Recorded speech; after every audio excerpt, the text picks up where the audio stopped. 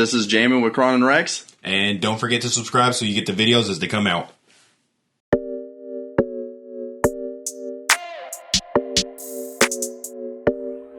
Coach Cam made this shit.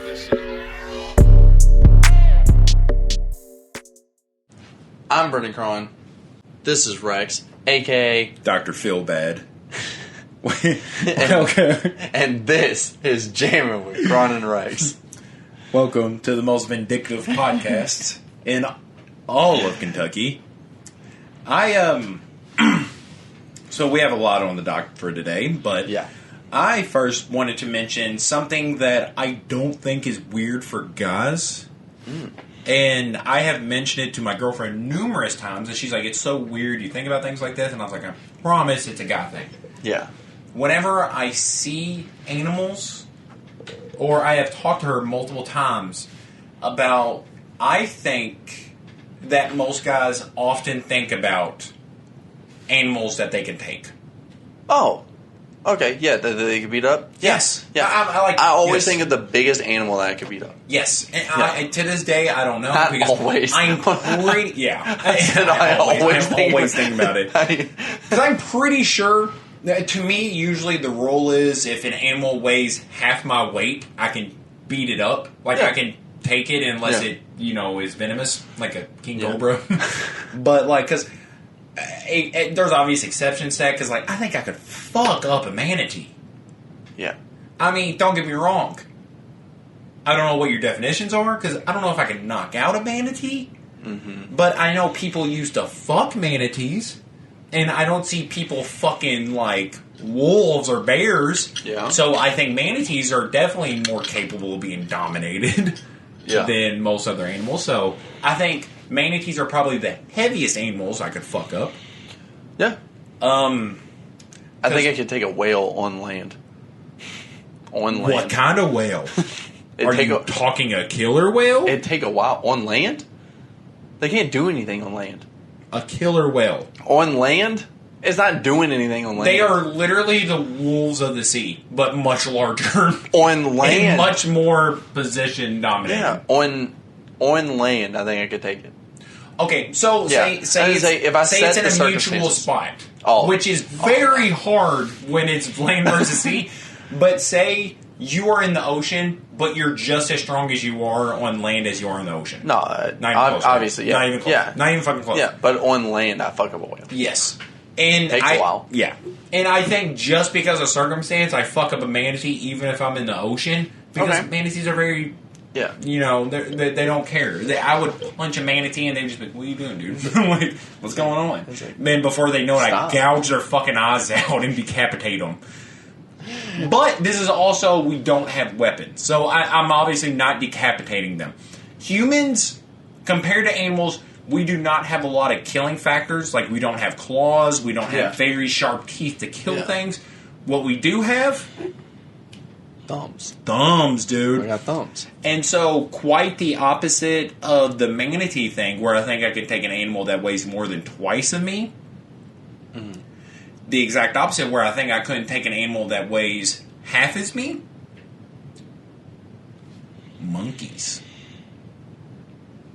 Real quick, so I want to get back to this. Yes. I've never thought of the fact that women don't think of this. Women don't think of it at all. Yeah. Never crosses their mind. The second you said it, it made sense to me. Yes. I was like, women obviously don't think of it. Women obviously don't think of what animals they can fuck them up. But yeah. So there is actually, now that I think of that, Yeah. there is a couple animals that I don't think I could take care of. Yeah, okay. Which is, that are less than half of my weight. Okay. If I met I'm a 242-pound person. Yeah. So, 121-pound monkey or chimpanzee? No.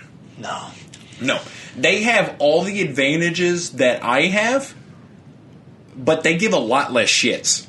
Yeah. They're not overthinking everything. They have raw strength. Yeah. They have been swinging from tree to tree. Yeah. So their upper body strength is miles ahead of me. I heard, like, you know how, like, grabbing, like, your muscle, like, there's still some give to it. Like, even, like, a bodybuilder. Like, it's none. Yeah. I heard it's like a brick. Like, yes. If you have never seen it, Yeah. Look up the picture of like a bald monkey or a chimpanzee. Yeah, it's crazy. Look at their physique, so dude. Shredded to the fucking T. And I think I may be able to out squat like a monkey.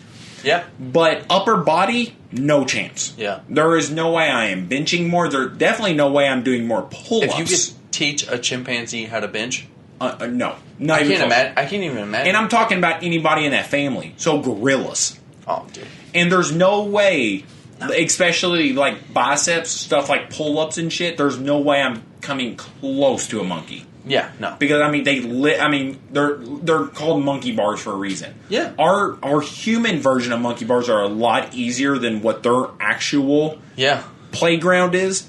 But that in a very less significant, a very less weight class. Mm-hmm. Do you think do you have any idea? No, I don't know where you're going with this. Honey badgers. Oh. Honey badgers or felines?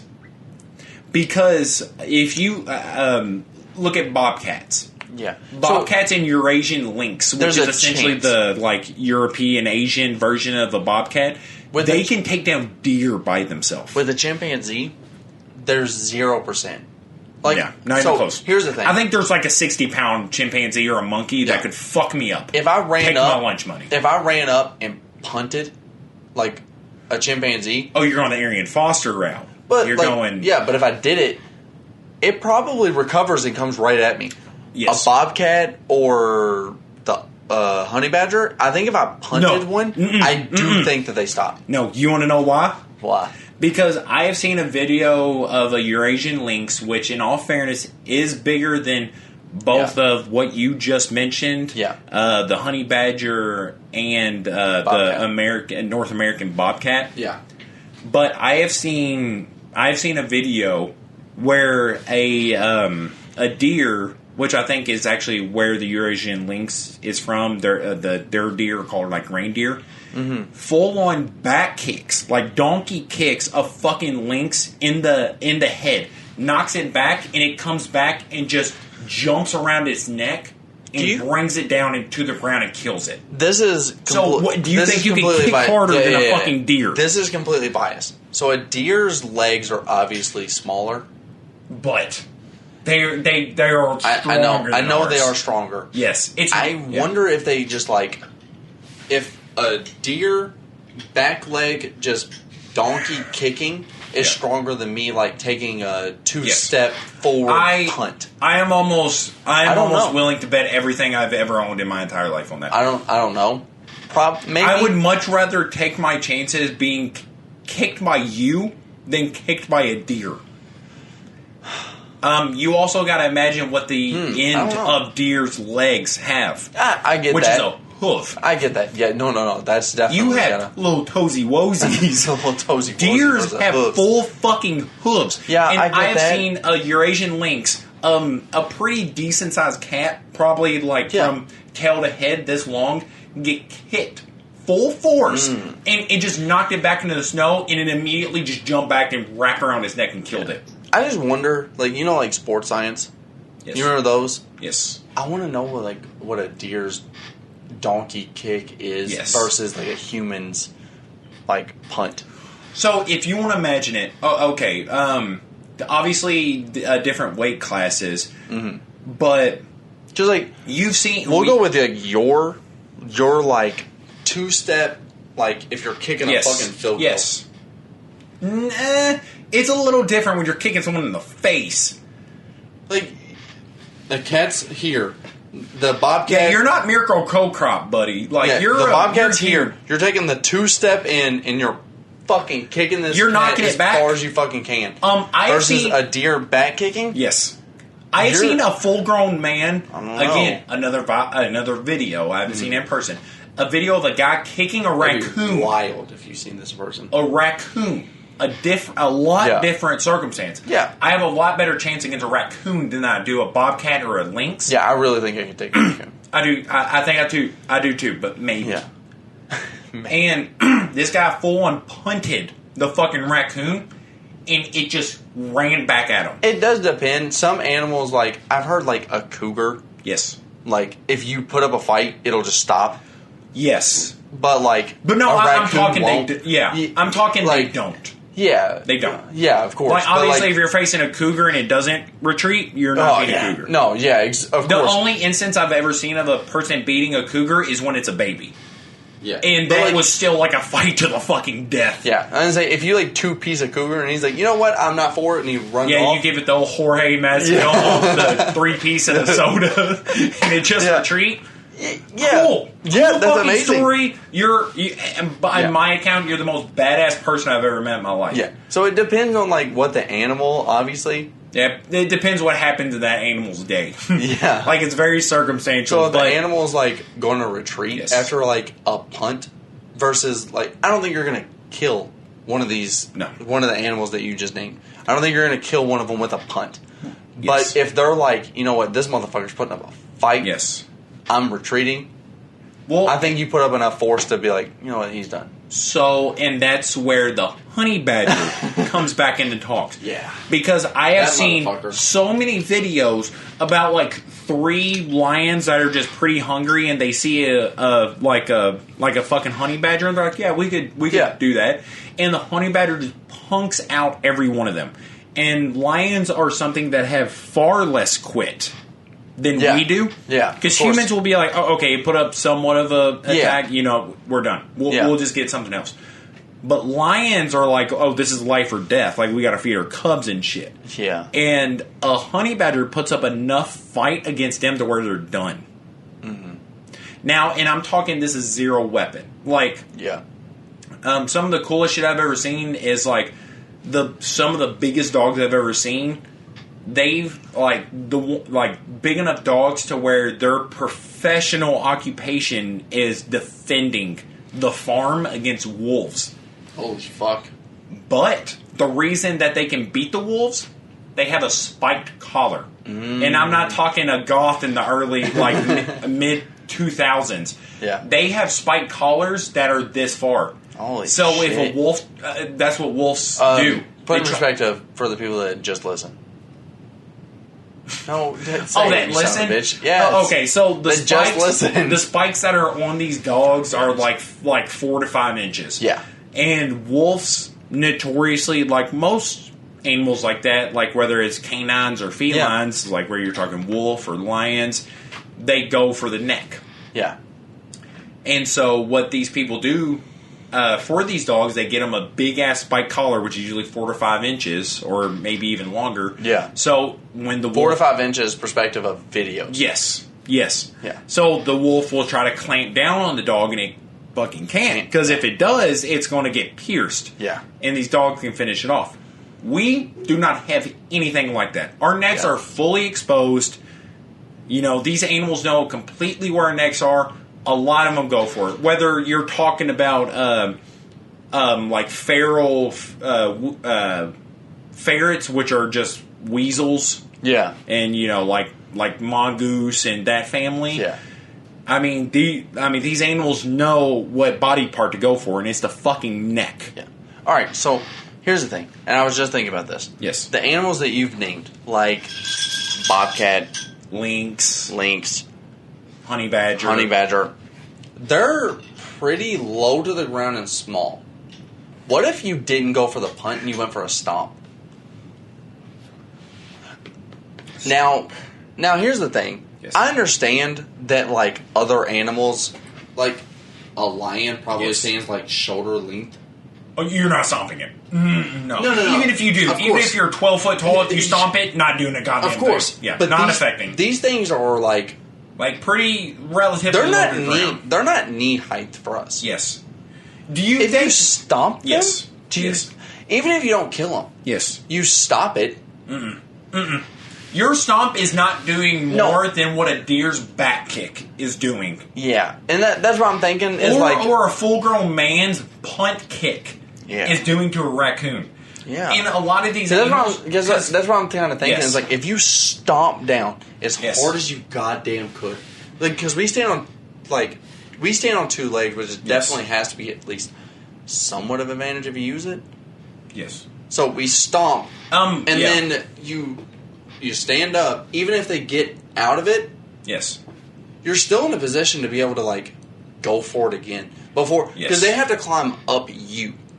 To get to you, unless you're like surrounded by shit that they could climb, you have to be you got to be in a bad situation for you not to just like stomp it. Interesting enough. Yeah. So bipedal is a very strong advantage when it comes to like our ancestors. Yeah. Real quick.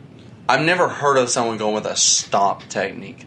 Because it doesn't seem like a good technique, but just thinking about it, I was like... do you know what the secretary bird is? No. Their kicks and stomps are so strong, and they're like storks. They're like stork built. Yeah. And they stomp the fuck out of like snakes and small rodents to kill them. Makes sense. So there is an advantage to it, but not when it comes to lions. Yeah, and obviously not lions, but I'm thinking of like... I'm thinking of animals like... fourth or a half of our fucking weight. Yeah. Like, but look, if they don't come up to our fucking knees, like stomping has to be the effective method. Yes. Well, I mean, I would say again, shout out to secretary birds because when it comes to stomping, they fucking kill it. But bipedal, which is not our biggest advantage. Obviously, this is. Yeah, this is. Bipedal, the biggest advantage that has served to us as human beings is being able to see what is hunting us. Like being able to see above the tall grass and looking. Like prairie dogs, like when they perk up. That is our biggest advantage being bipedal. It serves as disadvantages when it comes to, you know how you have back pains? Yeah, makes sense. Because you're bipedal. Yeah, makes sense. Makes sense. You know what it doesn't have back problems? Anything. Lions. Yeah. Anything that moves on all fours. Yeah, makes sense. Like elephants, lions, name it. Yeah. Bipedal is not the way to go when it comes to that. That's why we have back problems. Yeah, makes sense. That, like, 100% makes sense to me. And, we're not supposed to shit the way we do. Yeah. It is... It's a weird transition. Yes, it is, you are more likely to get, like, colon diseases, like colon cancer, from shitting at the right angle that we do. You are supposed to be at a certain angle that makes it easier to shit. What the fuck? Why do you think you see dogs, like, squat down like they do when they shit? You're not supposed to sit at a 90-degree angle. It makes it harder to shit when you do. I swear to God. I'm just imagining. I'm not reading this off a monitor. I'm not reading it off the computer. I swear to this. I'm just imagining walking in on someone and they're squatted down shitting. Yeah. And like how bad I'd make fun of them. But that's for your body. That is the most beneficial. Yeah. Having said everything we have said up until this point. What is the biggest angle you can think you can? I knew this was coming. Yeah, I was like, because this is brought on by the fact that we went to the aquarium recently. Okay. And I told my girlfriend, I saw the like nurse sharks that were like this big. Yeah. And I was like, I could fuck that shark up. Okay. I could fuck that fucking shark up, like a nursing shark that was like this big. Yeah. But I could fuck it up. Which is like what? 5 foot? Like 4, 4 or 5 foot. Full wingspan, I think I'm like 6'5", 6'6". Yeah. But so I'll say like 4 or 5 foot. Yeah, 4 to 5 foot. I could fuck it up, even in water. I think I could fuck it up. So here's the thing. I'm going to say on land. Go off of on land only. Okay, yeah, that's fair. Because I respect that. Because if you go ocean, like, again, a whale, if you give me enough time, on land, I'd fuck up a whale. If you give me enough time. Yeah, it'd take a while. If you give me enough time to where it suffocates. Yeah, and it's like, if you get me boxing gloves and a whale on land, it takes me a minute to fuck it up. Interesting enough, there was a hurricane that washed a full-grown killer whale, a.k.a. orca, onto land, and it died on land. Yeah. So I'm just imagining this horrific scene in nature happens, and this whale is just stranded on land. You just walk up and just... piecing his ass up. Yeah. Yeah, that's what you gotta do. Yeah. But like, I'm never fucking with orca. Honestly, out of respect. Yeah. But like, that's the thing. Is like, we could say like, ocean animals on land. Sure. We can go really fucking large. Yeah. But really, it comes down to what we on land can face. On land? Because I'm a lot smaller than you. Yeah. Well, a lot is a very relative term. Because you're a decently sized, like, male. You really are. But you are also 6'4". Yeah, I'm 6'4", 180. 180 what? You're not just 185, 180, which is a different weight class. So don't undersell yourself. Yeah, 185 to 180. Yeah. So, and I'm technically overweight for our height. That's so weird. I'm 6'3". I will say I'm shorter than you. Not proud, but I will say I'm the shortest person on this podcast. I'm not happy about it, but I will say it. And I'm at 242. Largest animal. I think I could fuck up just about anything half my size. The largest animal. So I'm thinking like a deer. I think I could fuck up a deer. Do you think you have the killing mechanics to fuck up a deer? I'm talking killing. Just piece not them beating up. up a deer. I'm talking like to death. Do you think you could... the only thing we could do is... I think... Obviously, we have thumbs. We could gouge out its eyes, which fuck up its fighting ability. Do you think you could choke a deer to death? So here's the thing. You're obviously not doing it this way. Because, no, deer's necks are fucking crazy. Here's the thing. If it came down to it and something was about to kill me, I think that... I think that it would snap in my head to be like, all right, you're about to fucking die. This is a different level. Yeah. Yeah, you're not just fighting the bully down the road. Yeah. I think that that's when it hits is like, you gotta fucking do this. And I think that's the difference. Yes. Which, that's totally fair, because... I don't think everyone has that. To be fair, I do think everyone has that, and I'll be honest about that. There's plenty of people who like would run in a situation of like life or death. Oh, there's been again, don't remember the names, but I'm reporting it as the truth. Again, to not give myself credit here. Give yourself credit. Fuck No. To not give myself credit here, but if it was life or death, and if I ran through the situation like 0.1 second in my head, no situation of that I live, I obviously run. Like against a deer, an elephant. Like an elephant was like literally trying to kill. Yeah. I'm saying like elephant a situation. Is alpha. I'm saying like a situation of like there's no way. And I was like on land, perfect circumstances. There is nothing in the world that's beating an elephant. Exactly. There's nothing. Yeah. I'm saying, like, in one of those situations, I do think I run. I don't think that, like... But I think in, like... it's a fucking elephant, dude. But I think there's a situation of, like... There's a 50-50. I'm not even talking a deer, because deer... Usually, you're not going to see that, but there is some pretty fucking funny videos of people... like, deer getting... named deer fucking up people. But I'm talking, like, honey badger. Yeah. But I'm saying, like, a 50-50 situation. Like, I could live if I kill it. Or I will die if I don't. Yeah. I think there's a lot of people that would run. Against a deer? I think that I would stay. I've never been in a situation like that where I would, but I think that I would be someone that would be like, you know what, I want to try it. I'm going to push my luck here. I'm going to fucking go for the kill. I'd rather kill than be killed. I mean, me personally, yeah. Yeah, of course. So, I think that that's where I'd be in. So, I think that I'd go like, the biggest animal? Do you have an answer? So, the most... biggest land animal. The most competitive is what I'm thinking. Yeah. Because, to me, in my mind, I'm thinking a coyote. A coyote? The most likely, especially where we live. Because I've thought of this scenario many times before. I used to live with my parents, and they used to live in, like, kind of far out, but not too far out.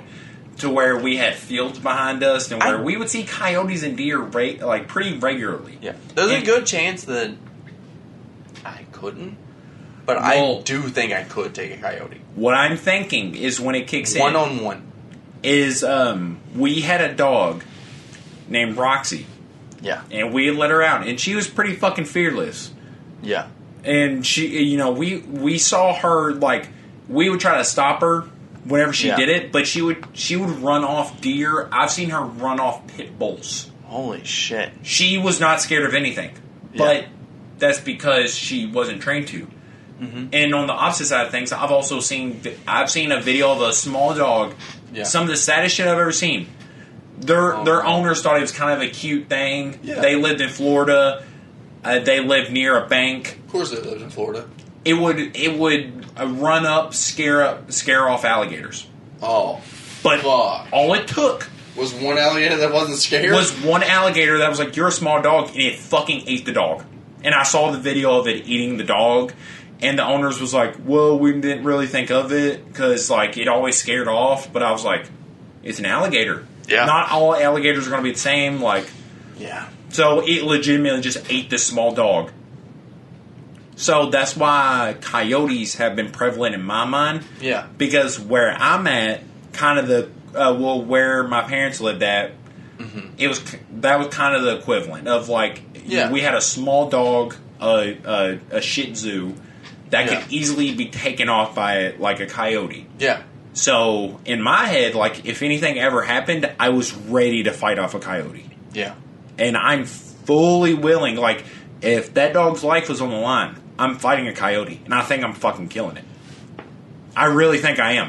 What's it going to do? I'm smarter than coyote. Okay. There is something that I honestly care about more than my life. Wow. Which is that small fucking Shih Tzu. And there's no chance in hell it's getting to my neck. Yeah.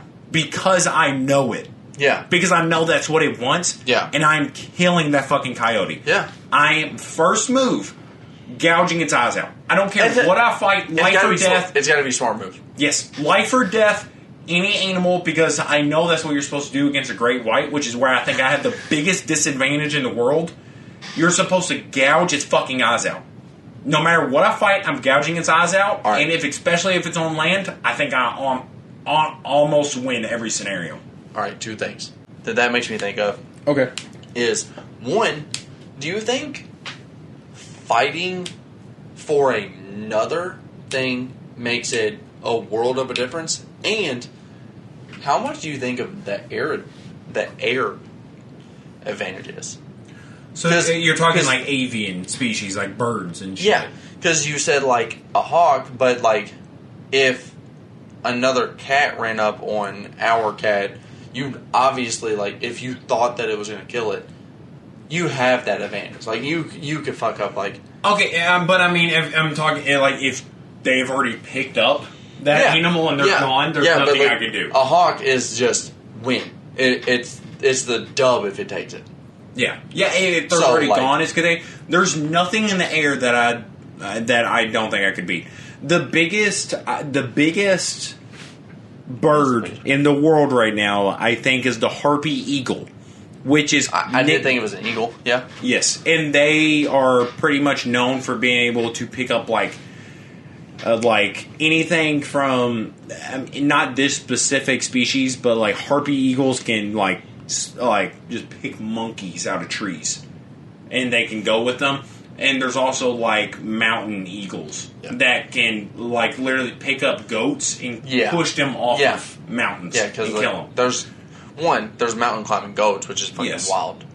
And not just mountain goats, but ones that can climb, like straight. Yes. Like, human-built shit. Like they can climb brick structures. It makes no sense. Straight up. It wild. Makes no sense. But I think... Yeah. I want to move on eventually, but keep going. But any avian species, I think I can take. Do you think you could take like an eagle that big? Yes, easy. My biggest thing is that I think I could take them because they cannot kill me. There is no eagle, which is the biggest. No, because they cannot kill me. If it grabs you here to where you can't like reach up, to where like you're kind of stuck, it can fly up and just drop you. Yeah, they cannot kill me. I promise. There is no avian species. Okay. I just gave you a scenario where they could. No, it's fine. 240 pounds. There's 242 pounds. I don't know how much you think they weigh. You think they're picking me up and throwing me off a mountain? They're like 7 foot. Their wingspan is at most, I think, like 6'4", which is mine. And I promise, my 6'5" reach is stronger than their 6'4". I can't fly with mine, but I can fuck them up with mine. Yeah. They're not taking Their claws are so big, though. talons. They're Talons. huge. Yeah. Their talons are probably their talons are about as long as our fingers. And I promise they're gonna hurt me. They're gonna hurt me pretty goddamn bad, but they're not killing me. I got bit by a bird once. Pecked? No, it was Bit? It was bit. It bit you. If What I kind didn't of have bird? if I didn't have tattoos all down this arm, I don't really. I think it was more towards like the pit Okay. of like the elbow, Yeah. like where it was. But I had a big ass scar Mm. that I got tattooed over. What kind of bird? It was I think it was a parrot, but it was fucking huge, dude. You remember? No, the only fucking bird I've ever taken a picture of. The only bird. Why would I know the only bird you've ever taken a picture of? You remember my dog, the parrot? No. Yeah, you do. No, I don't. Yes, you do. No, you've never shown me your dog, the parrot. Yes, you do. But yeah, that thing. Doesn't it sound like your dog? Am I your dog? Yeah, Have I ever bit you? yeah. Shut up. Shut up. But no, this big ass fucking bird. Big is a relative term because it was probably like Hey, we have to say for a bird. 2-3 feet. Yes. Is It'd be big, pretty big, and yeah. it took like a bite out of me. I was like, God damn, you son of a bitch! I It was like, hurts, but you could fucking kill it. Yeah, I could have killed it, but I'm thinking of like a 4 or 5 foot bird. I could kill it. Yeah, but I could fucking kill it. I promise. It's a lot. I could fucking kill it. Yeah. So, land-wise, I'm thinking I could kill a coyote. Which is pretty much a wolf junior. I don't think I could kill a... Do you think you could take it 1-on-1? This is the thing. 1-on-1 on a wolf. Yeah. Oh, no. No. Really? 1-on-1 a wolf? I don't think that wolves are so... What can you do to kill it, though? So here's the thing. Anything that goes in a pact, I kind of discredit. 1-on-1. Right? I get that. I kind of want to move on from this conversation. Hyenas move in packs, and I not take a hyena by itself. Hyenas have one of the strongest bites known to nature, outside of like an alligator and shit. Elephants move in packs. The fact that they lions, quote unquote laugh while they're eating. That's certain kinds. That's I know, but like hyenas. I know, but like Yeah. the fact that they're like that's the noise they make. Yeah, I don't think I could take a hyena. There's a lot of animals individually that I don't think I'd take. I don't think there's anything I could do to hyena that I could take. Yeah, because their endurance is crazy. Obviously, elephants. There's a lot of reasons. Lions move in packs, and I can't take a lion. Yeah. Wolves are just pretty much in that same category, but the alpha of canines. Wolves are like dogs, where they're like where there's like there's different breeds of wolves. Maybe I think there's wolves maybe smaller than coyotes. Full grown? No. Yeah. Dude, I think there's some that are like about the same. There are specific dog breeds I don't think I could take. A wild Great Dane? I'm not even talking Great Dane. I'm talking like English Mastiffs. The biggest like domesticated dog. I'm not beating that. I don't even know if I could beat a pit bull. Yeah. Pit bulls are crazy strong. But coyotes, I think I could fucking take. I think I could take a single coyote. Yeah. I don't think. I think that's the strongest like canine breed I could take. I don't think I'm even taking a honey badger.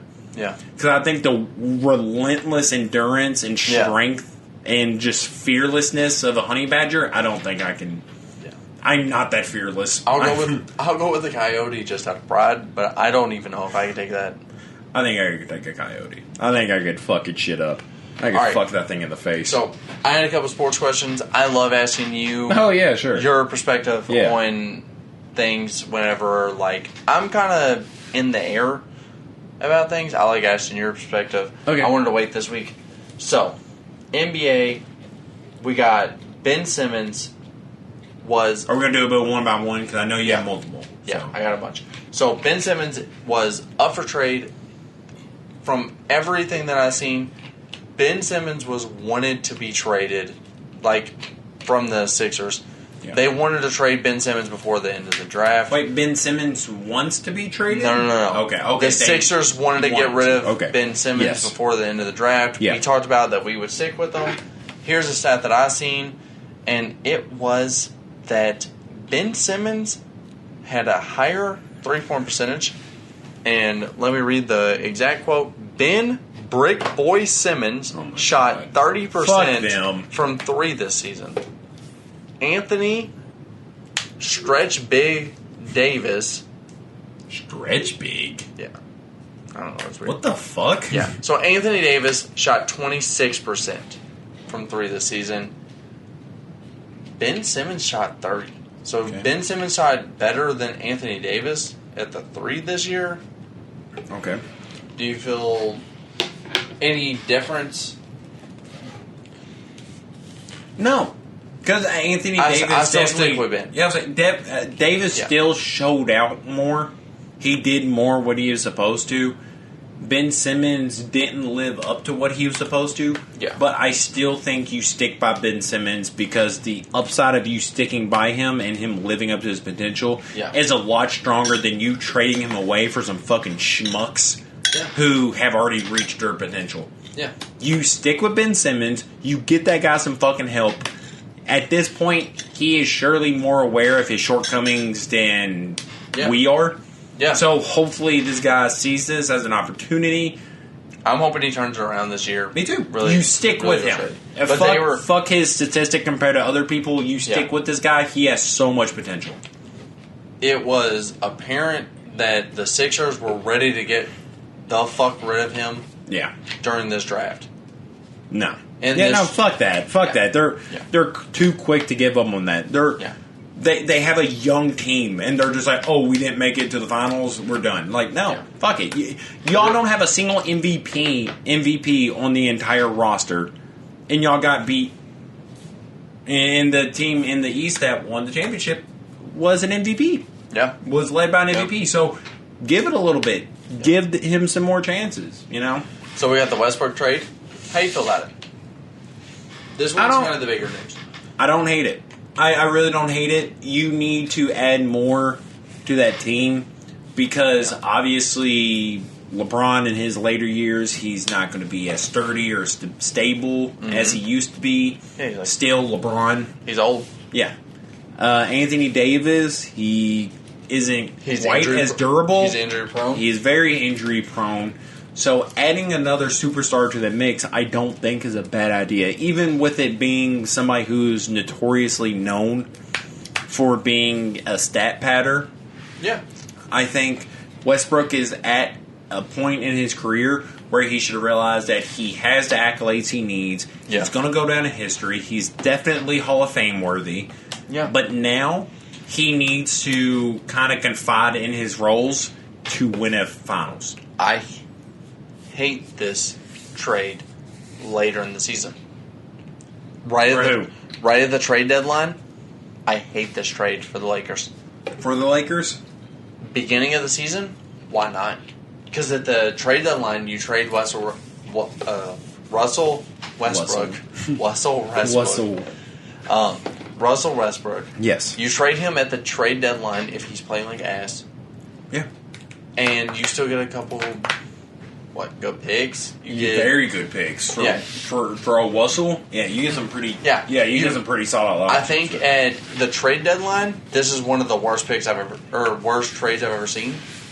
At the beginning of the season, this is such a good trade. Mm-hmm. So, I'm all for it. Yeah. From what I've seen, Anthony Davis is willing to move to center.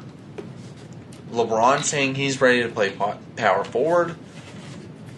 I think that Westbrook should play small forward or not shooting guard. Shooting guard. Yeah. And then you put Dennis Schroeder at point guard. And then you just fill the small forward position? No. Well, because now Kuzma's gone. So I think LeBron keeps his small forward spot. Yeah. And Montrezl Harrell is the power forward. Montrezl Harrell was part of that trade. Oh, was he really? Yeah. So let me pull up the trade real quick. We got... I knew Kyle Kuzma, Pope. Here you go. The Washington Wizards have agreed to a trade Russell Westbrook, 2024 second-round pick, 2028 second-round pick to the LA Lakers for Kuzma, Pope, Harrell, the 22nd tonight, which was this year's pick, and then that's it. So what they should do, I don't think Davis needs to move to center. I think they keep Drummond at center. Same. Or Marc Gasol. Don't forget they have Marc Gasol. I think Drummond's doing better, though. So I'll say either Drummond. one. Don't care. Yeah. Say Drummond at center, Davis at power forward, LeBron small forward, Westbrook at, I'll agree with you, at shooting guard, and then Schroeder at point guard. Or if you want to switch them two, who the fuck cares? Yeah, either one of them two. Guards don't matter which one plays point and one plays shooting. Yeah, I agree with that. But, I mean, I think that's a win-win because I think even for the Wizards, that's a good look because Beal and Westbrook wasn't doing it. No. So now you have Kuzma. You have Montrezl Harrell, who's going to play a definite position. Yes. Which is apparently something he needs on a team, which he is needs to understandable. play consistent minutes every fucking game. Yes. I think the Lakers kind of did him dirty in that regard, but I think this is just kind of a win-win. I like it. I think it's definitely a win for the Wizards, maybe a win for the Lakers. It just depends on how Westbrook fits into that role. Yeah. So, who knows? But I love having this much time to wait. Yeah, same. Yeah. Okay. So, next I had DeRozan just had an interview with Shannon Sharp. Talking about he talked about a lot of shit like the Mount Rushmore of LA, but who cares about all the other stuff? Let's talk about his trade.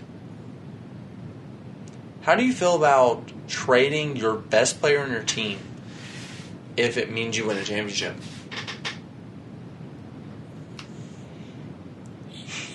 Yeah. The thing is like DeRozan was ready to stay on that team forever. DeRozan would have been committed. He would have been a franchise dude. Yeah. Is that worth it?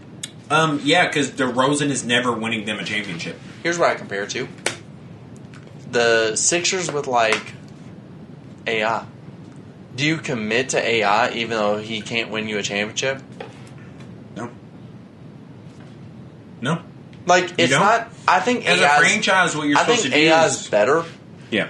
But... Yeah, historically, AI is better than DeRozan. But, DeRozan's going to stick with you forever, same as AI. I think that... Who cares? As far as I'm concerned, you're kind of a burden. You're not doing... You bring a championship to the city. You're not bringing us a championship. If DeMar DeRozan would have stayed in Toronto, to me, as far as I'm concerned, he would have been a burden. He's not bringing them a championship. Yeah. Nobody is being brought on a board that can help win him a championship, so he's just kind of a burden there. Yeah. They did what they needed to. They won a championship. Maybe long term, they would have consistently done better. Yeah. But they won a fucking championship. Yeah. And that's what they won. They won the national fucking championship. And to me, that is something DeMar DeRozan would have never been able to bring. Yeah. So, I think that's worth it. Ultimate goal, you're a business. Yeah. So, as the business, you think that it's better to trade for the championship today than you do the player that brings you, say, fourth place forever? Yes. Yeah, I'd much... That is controversial. I'd much rather have Hakeem Olajuwon on my team than Charles Barkley. There you go. Yeah. Yeah, or if you want to say I'd much rather have Hakeem Olajuwon than Karl Malone. Karl Malone was a consistent... Karl Malone and the Utah Jazz was a consistent threat in the West. Didn't do shit. They were always Hakeem Olajuwon won. Yeah. He fucking won. Yeah. I'll take that year with Hakeem Olajuwon than I will a franchise of not winning jack shit. Yeah. With Charles Barkley. Yeah. So. Yeah. I think that. Because. So, in part of the interview, DeMar DeRozan says that the owner of the team calls him up and says, well, 2 days before this, he says, hey, you're part of our team. We're not trading you. We're not getting rid of you. 2 days later, they call him up and they say, hey, you've been traded. Which I understand his frustration. And he hung up on him. And he was saying, it was better for me to hang up on him than say what I wanted to say. And I agree with him. Yeah. I agree with both of them. Yeah. I understand being like, if LeBron James was traded to my team and was like, hey, we're going to trade you for whoever. Doesn't matter who in the league. But I'd be like, all right. Like, it doesn't matter. So I get it. Yeah. Like, I understand just winning a championship for 1 year more than keeping the franchise player. I mean, don't get me wrong. I definitely do think you should appreciate the people that are willing to commit to a franchise nowadays, because it's not a lot. It's not very often that you get Steph Curry's. Or Lillard. Yeah, that are like, I want to live and die by this team. Lillard is this fucking close to leaving. He really He's should be. Because so close. That team that Lillard has, they're not winning a championship. No. I don't ever see that team winning a championship. He said he said he's excited to play for a mobile big guy. He doesn't have one in his team, so I wonder who he's talking about. Davis. I mean, to me, one of the most mobile big men is Davis, Joel Embiid. Joker. Yeah, those are mobile big men. Yeah. But... So, another one. The Melo pickup for the Lakers. Has it happened? It hasn't, but apparently it's strong. Like, it's a... Melo wants it. The Lakers want it. It's going to happen. Yeah. It just hasn't happened yet. Well, I've heard a lot of... Actually, in recent years, there's been a good amount of talk about Melo joining a LeBron team. Yeah. Just because of their connection together and shit, but... So, I don't know if it's happening. Here's the thing. I don't know how much Melo's going to offer towards that team. 6th man of the year? Like, he could be 6th man of the year. I don't think he's going to be. I'll say that. Here. If we're talking about the lineup that we just said, and the starting five that we just mentioned, then you have DeMar DeRozan, who's apparently supposed to be picked up, and you have Melo. Those two are your 6th and 7th men of the year. That's pretty fucking good.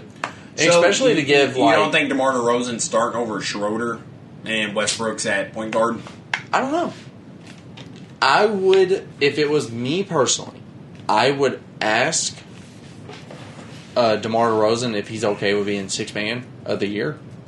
And just being like, hey, you want to come off the bench? How cool are you with winning 6th man of the year? Yeah, like, that's what I would do for him, but that's what I would do. I would start Schroeder, because you already have, if you have Westbrook, LeBron, and AD starting, how much is DeMar going to shine? Well, I would say that would be cool. It's going to outshine him. But then, like DeRozan and Melo coming off the bench, and Gasol. Exactly. Then you have Gasol or even Drummond. Yeah. Whoever you want to start, whoever you don't. You have one of them coming off the bench. Then you have Melo, who's a fucking pure scorer. Yes. Pure. One of the most pure scorer. Yeah. That's all he fucking cares about. You go 15 minutes, you take LeBron off the court for 15 minutes. Yes. And he is just scoring. Then you take Westbrook, who's used to playing 46 minutes a game off the fucking court for DeRozan, and who's a fucking all-star for 15 minutes again. And he's putting up 12 points, 8 assists, or 8 rebounds, Who cares? Like, he's almost putting up a double-double. Yeah. And if he's balling, then you just don't take him out. And you just don't put Schroeder in. Like, you can... And then the games that he's putting up, like, 2 points, 4 assists. Yeah. You're just like, you know what? He's not doing what I need to. We just don't put him in. You don't. Oh, yeah. I definitely think it's a win-win when you think about it like that, but... maybe things aren't always going to go that smooth, No. I understand that people have egos, and I'm obviously putting up as what the reports say of everyone saying that they'll put their egos aside, and they're okay with being the second man on the court. Yes. Yeah. So, I don't know. There's a lot of cool to this. I have one more sports thing. Okay. Aaron Rodgers. Have you heard about him? I mean, I've heard of him. I've heard of him. So, Aaron Rodgers is 37. he won the MVP last year. And he said he wants free agency talk. He wants talks about his coaches. He wants to know who's going to be picked up, who's not. He said Green Bay is not a destination that you come to play for vacation. You come to Green Bay to play with me. That's hard. Yeah, no, it's hard. It's incredible. Yeah, it's hard. He then turned around and just had the big press conference where he said that. He also said that the team didn't include him on anything that he asked. And so, they just signed him to a 1-year deal where he is not only guaranteed to be a Green Bay Packer for the entire year, he's also ready to leave next year. So how do you not sign the MVP? How do you not just fully bend over to that guy's needs? So this is the best quarterback in the league, arguably, which I think is almost fair to say. Yeah. This is the most proven. Yeah. The most consistent is LeBron.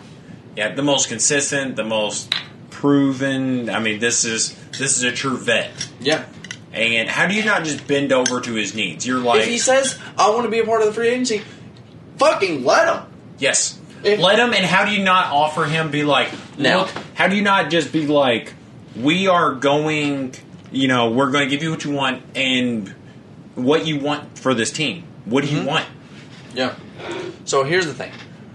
Quarterbacks retire at 40. Yeah, football longevity is not as long as basketball. 40 is an old age for football. Yes. Yeah.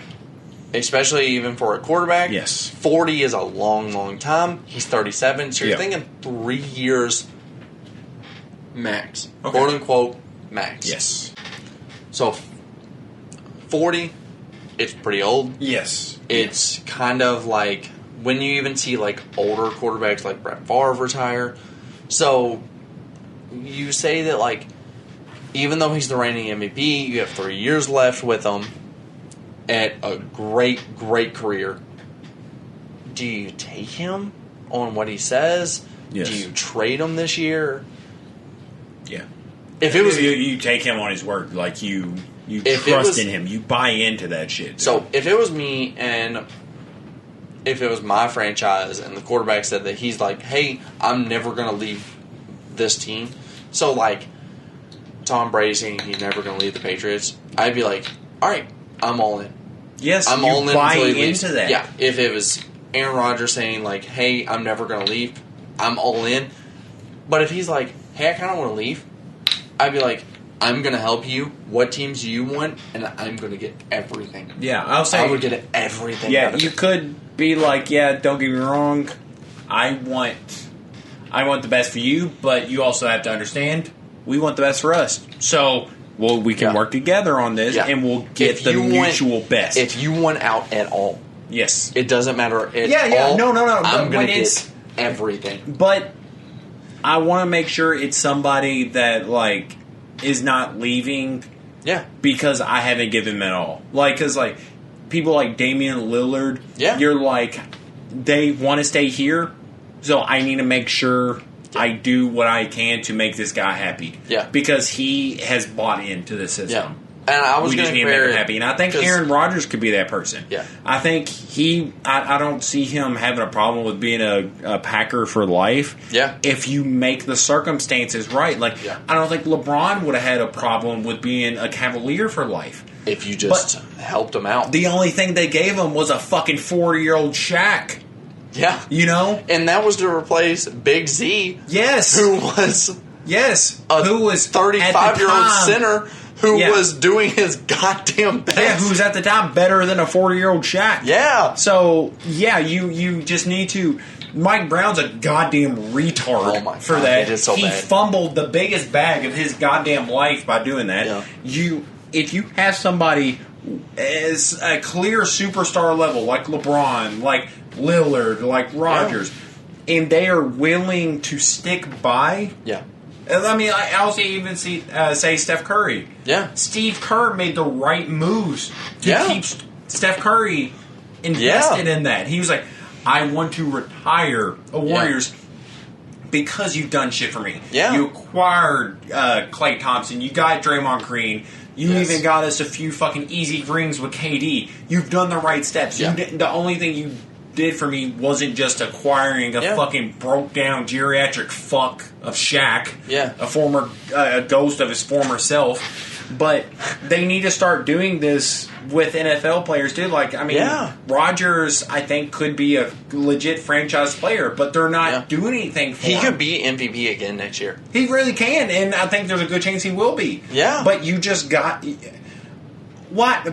You have to buy into your players too. Yeah. It's not just about players buying into you and your system, but you also have to take a step down and be like, look... I need to stop having a power trip and be like, I need to ask my player, someone that technically works for me, what they want. Because at the end of the day, they're the person controlling this fucking team. Yes. And I don't just because think I own this team doesn't mean that Yes. This guy doesn't make my team. And I don't think that's any more clear than any sport than a quarterback is in football. A quarterback is the most clear central power of any one position than any... I mean, because there's no position in any sport that is more clearly in control than a quarterback. Yeah, there is not a single play that happens in offense in football without a quarterback touching it. If the coach calls a bad play, the quarterback can just say no and just call a different one. Yes, a quarterback. A quarterback is they can play coach. Yes, LeBron has never had as much control as a quarterback does in an NFL game. Yeah, Michael Jordan has never had that control. Yeah, there is not a single play that happens without a single offensive play that happens without a quarterback say so. Yeah, so I agree. I think you should buy in. Yes, if you have a franchise player, buy in. Yes, what is it? Communication is always key, and it's so weird to think that that's not owners don't know that that's not the key. I think it's a power trip. Yeah, I think even they know that, but a lot of the times it's just like fuck you, I'm in charge, and they're like. Fuck you, I'm gone. Yeah. You know, fuck you. You know? Yeah. I have no problem with leaving. And one more thing about it, Aaron Rodgers and Davante Adams, which is his lead receiver, they both posted a picture of Scottie Pippen and Michael Jordan shaking hands at the Last Dance. Yep. And so a lot of people are like, oh, they're both leaving. He's gone. Now, here's the thing. UFC fighter taking off their glove. It's fucking done. So here's something about the... someone apart, because it wasn't Jordan, it wasn't Pippen, I don't remember who it was, but someone a part of The Last Dance replied back and said, here's the difference. Oh. You all haven't won any championships together. Oh, that's rough. Dude, it's so rough. So Aaron Rodgers has won championships. Yes. Davante Adams hasn't. Aaron Rodgers had never won with Davante Adams. So you having saying that it's a total world of difference. It's so rough. I thought that was hard as shit until you just brought that to my attention because that is a world of difference. You're talking about some fucking losers wanting to leave a team after losing compared to winners wanting to leave a winning team. Aaron Rodgers did win. Aaron Rodgers has won. Davante Adams has never. Yeah, but The Last Dance is The Last Dance. Yeah. It's not The Last Dance after some time has went by. It is after the peak. Yeah. They have dominated the league for so many years, and the team just gets broken up. The band is over. Yeah. But in this, it's just we've lost, and we're good at what we do, so we're gone. And they're just you didn't win. Shut the fuck up. Even so... Even more. I'm on the other side. I'm franchised now. I'm McDonald's now. It's going to get worse. Even so, they brought back an old wide receiver that Rodgers has won with. Yeah, called Randall Cobb. Who came from Kentucky. Yes. Yeah, he just was traded to bring back just so they could win another championship, quote unquote. And all of a sudden, 97-year-old. Dude, it's so bad. So, obviously, they don't have quite the leg to stand on as a Jordan Pippen. And how goddamn dare they post a picture of the most winningest duo in sports history? Yeah. How goddamn dare they? Yeah. They don't deserve to even be in the same conversation as them two. Yeah. You can say what you fucking want.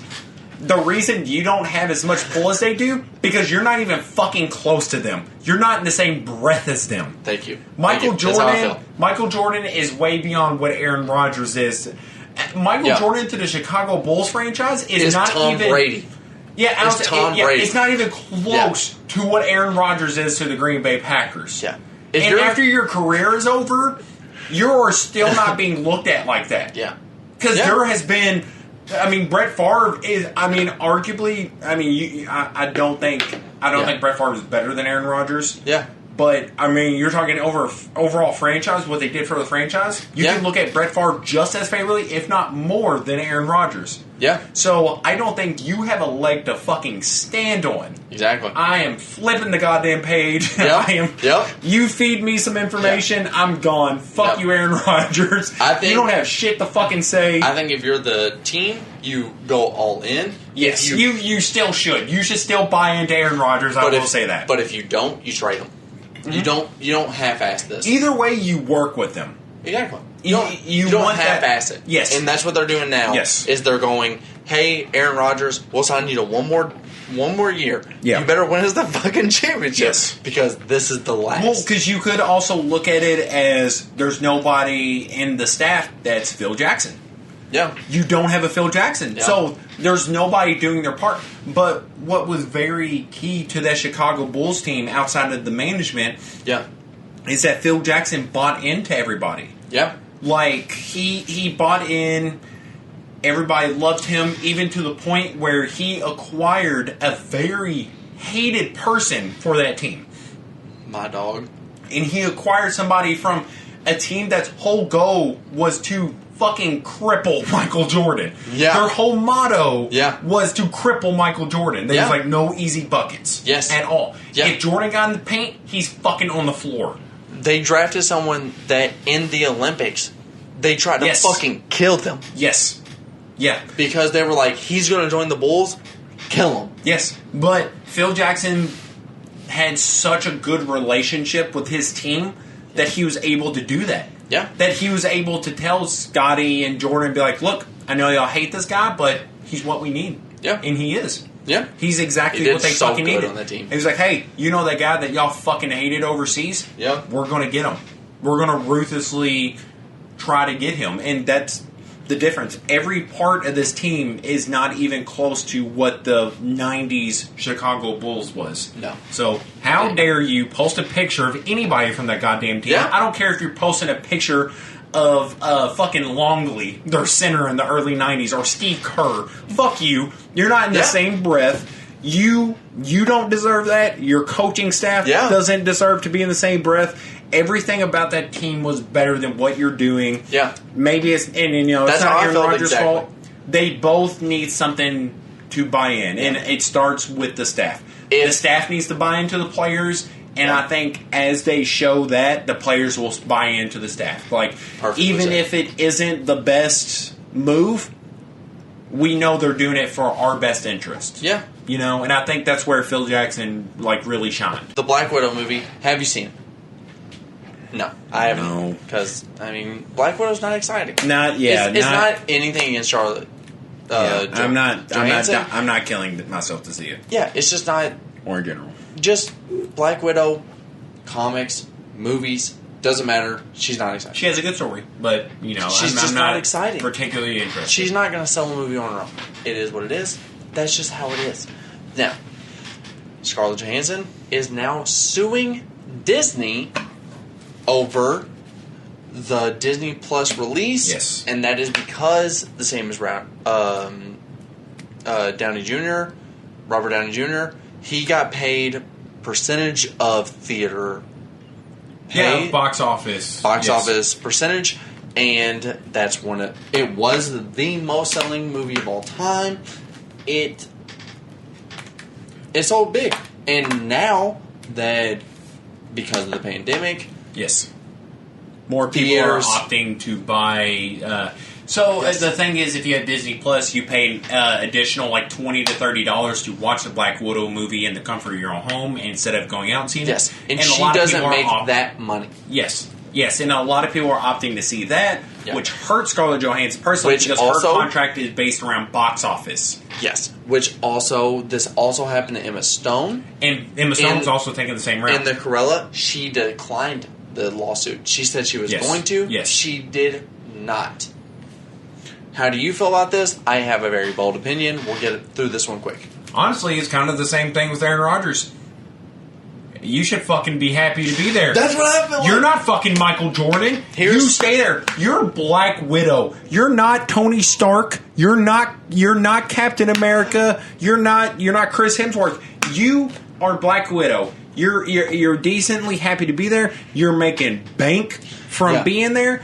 But should you kind of be upset about that? Yeah. Yeah. But you shut your fucking mouth. That's exactly how you're making Disney bucks. That's exactly how you're making Disney bucks. You shut the fuck up about it. You'll make more than you've ever made in your entire life. If you shut the fuck up. I get it. Yes. Emma Stone's probably never made Disney money. That's why she shut the fuck up and she said, that's bullshit. Yeah. That shouldn't have happened. I should sue. Yes. I won't. Scarlett Johansson? Yes. This is what I'm scared of. She's probably going to give... Blacklisted. I don't like that term. I've heard that that's like a racial term. What? Blacklisted? Blacklisted? I didn't know that's racial. I know there's a color word in there, but I didn't think it was racial. I don't know if it is. I've heard that it's racial term. Oh, okay. Wait, whatever. But that's the only term I know, so I'll use it. I was like, because the only other one I can think of is being blackballed, but I don't know. And that's also, I don't know if that's better. I'll say that I think that Scarlett Johansson will get blacklisted off of just movies in general. If she sues Disney, Disney wins this lawsuit or loses. Doesn't matter. I hope Scarlett Johansson makes a fucking bag. I hope she does makes, too. I genuinely like Scarlett Johansson. I genuinely don't know if she'll ever be in another movie. Dude, I would not fuck with Disney. I'd be perfectly happy with making any bag that I did from Disney. I don't see her competing with Disney. Yeah. I guarantee you Disney has to have some of the best lawyers in the world, considering they own about 90% of the entertainment industry. Yeah. I don't see what leg you have to stand on there, because they own you. They own you. They own Marvel. They own Disney. They own Disney. I mean, I don't know. I don't know what leg you had to stand on when it comes to them streaming a movie for a price on their own streaming platform, when they're like, yes, we will pay you for box office, but we're Disney. We own Disney Plus, and if we want to do this on something else, we fucking can. We're Disney. Yeah. So I don't know what leg you had to stand on. I obviously hope Scarlett wins that, because I do see why she's upset. Yeah, I understand completely. I genuinely see why she's upset. I don't want to root against... I would be too. I don't want to root against two women. Yes. I feel like if it was Robert Downey Jr., maybe in a different light, a lot of people talk about it more, and they say, like, oh, he should win. I think he would be in the same light. I think... I don't... Me personally. I truly don't think so. I think that this is, like, one of those, like, sexist things where, like, a woman's getting downplayed. I do think so. I think if it was Robert Downey Jr. as Iron Man, I think that you go... I think that you go, this motherfucker should win. He should get his bag. He should win. The thing is, I would still feel the exact same way about... I don't know if Robert Downey Jr. ever gets a movie again. I feel the same way as against Scarlett Johansson. I don't think she may ever get a movie again. I think they're settling. I don't think that news ever goes outside of this, because I don't think it ever reaches a lawsuit. Yeah. Because I think they're going to settle that with Robert Downey Jr. Yeah. Because it's Iron Man. Yeah. And I don't think it's a sexist thing. I think it just happens to be you're not Iron Man. Yeah. You know, I that sucks for you, but like this isn't what Lara Croft is to Tomb Raiders. You're good comparison. You're Black Widow. Yeah. You know, you're I hate saying it in this, I hate sounding like this, but you're the least valuable Avenger. Yeah. When people think of Avengers, they don't really think of Black Widow that much. Yeah. Don't get me wrong, Black Widow handled her own business. She does did good. But like, even if you want to look at it in terms of women, like, I think out of the Avengers, the one that got their own show.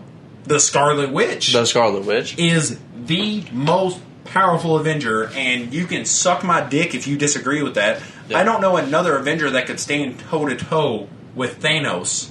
Yeah. Who the fuck's doing it? No. Is Thor doing it? There's not many. No. There's not many. Like I was gonna say, there's not many men.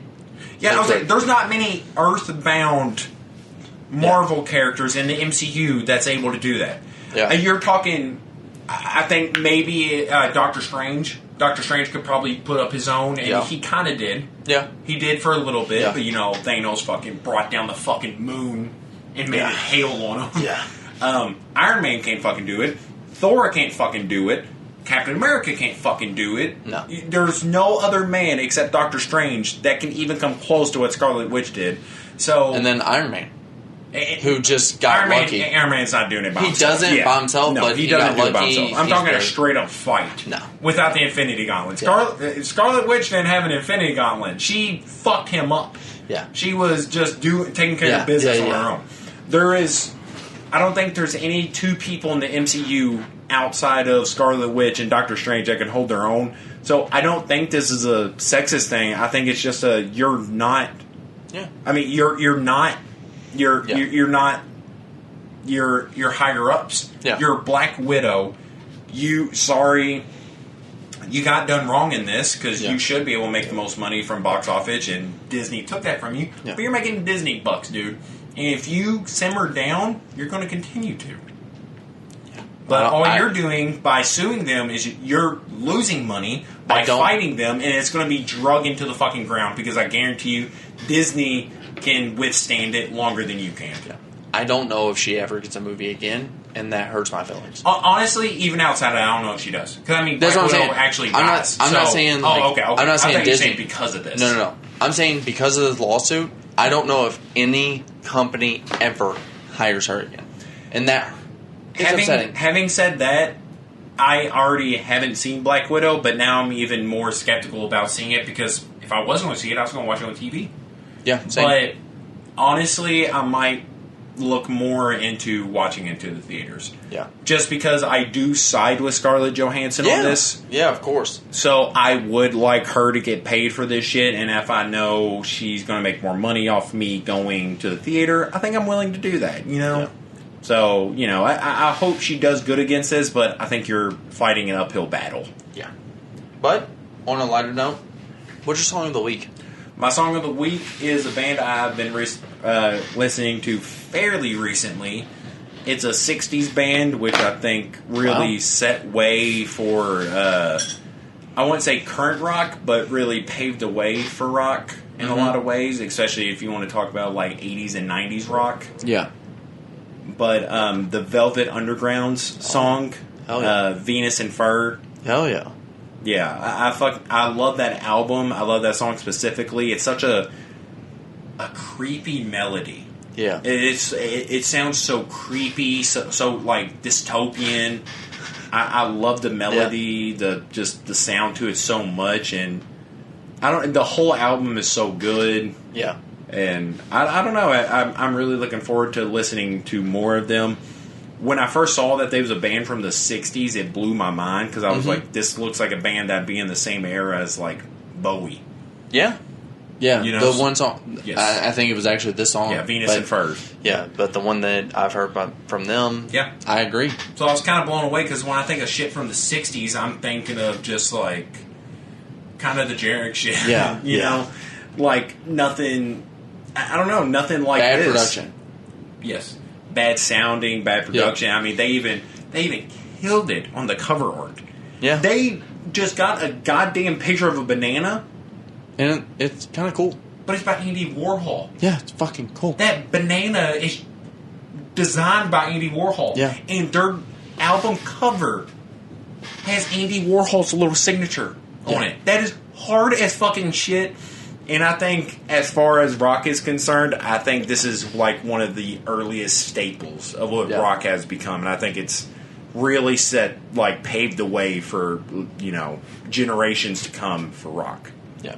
So, mine? Yes. Very distant. Very, very different. Yes. 21 Questions by 50 Cent. Wait, what? 21 Questions by 50 Cent. Okay. Yeah. Yeah. I've been listening to a lot of 50 Cent. Ain't Thug. You've been listening to Thug and 50 a lot. So, actually, there's a reason I've been listening to 50 Cent lately. And it's kind of a bold opinion. Do you remember,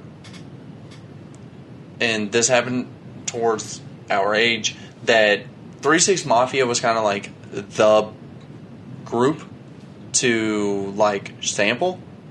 Yeah. Okay. I think 50 Cent's the next one. 50's becoming the next one? Yeah. Obviously, you have Many Men. I have 3 examples of each. Okay. Who Run It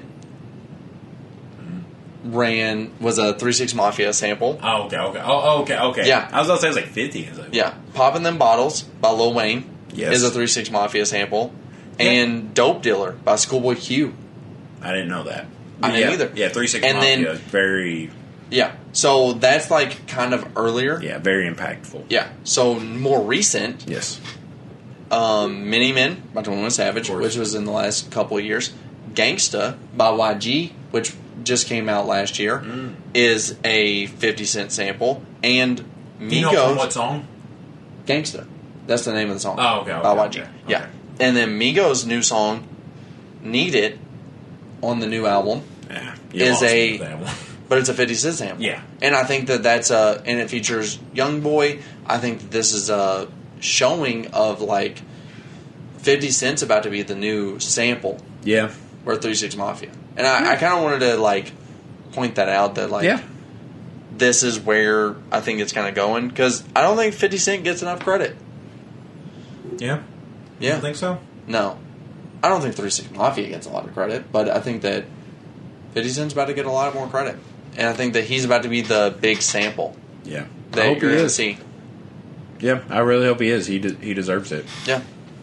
I wonder if Kanye will ever be like that. Because I know Kanye's style has kind of been replicated, like, as he's went on through his career. But you could say, like, a sampler. Tyler. Yeah. So you could say, like, Tyler said, like, I love what Kanye does. Let me do it in my own way.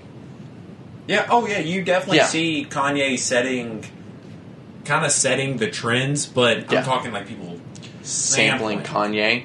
I hope, but I mean, Kanye's whole a lot of his thing is sampling. Yeah. So like, I wonder if. Yeah, I wonder if people sample samples. I wonder if Kanye will become, like, in, like, 5 years from now, if he'll just stop rapping, if he'll just start becoming a producer. I hope so. I honestly, I do too. Within 5 years, I hope he does. I do too. At that point, I think it'll be too far. I've honestly thought for a little bit it's been going too far. I don't know. With Jesus is King. Jesus is King. I just hope that I'm so biased. Going back and listening to Jesus is King, I'm like, I like more of it than I don't. I just hope that's not what we see in the future. I hope. I don't know. I really do believe in Kanye. I do believe he is an artist. Like, he is a true artist. Like, he's not just a musician. He's not just a songwriter. He's he's a performer. He's a creator. Yeah.